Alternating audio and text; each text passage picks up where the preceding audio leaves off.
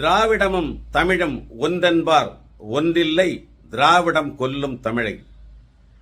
கேரளத்தில் மலையாளி, ஆந்திராவில் தெலுங்கர்கள், கர்நாடகாவில் கன்னடர்கள், குஜராத்தில் குஜராத்தி, மகாராஷ்டிராவில் மராட்டி, மேற்கு வங்காளத்தில் வங்காளி, இப்படி அவரவர் பேசும் தாய்மொழியின் அடிப்படையிலேயே அவர்கள் இனம் காட்டப்படுகிறார்கள். அப்படியென்றால் தமிழ்நாட்டில் வாழும் தமிழ் பேசும் நம்மை தமிழர்கள் என்றுதானே சொல்ல வேண்டும். ஆனால் அது இல்லையாம்.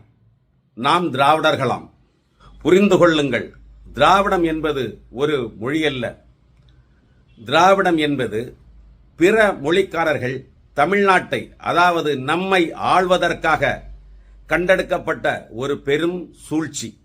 கேரளத்தில் மலையாளிகள்தான் ஆள முடியும், ஆந்திராவில் தெலுங்கர்கள்தான் ஆள முடியும், கர்நாடகாவில் கன்னடர்கள்தான் ஆள முடியும், மகாராஷ்டிரத்தில் மராட்டியர்கள்தான் ஆள முடியும், மேற்கு வங்காளத்தில் வங்காளிகள்தான் ஆள முடியும், குஜராத்தில் குஜராத்திகள்தான் ஆள முடியும்.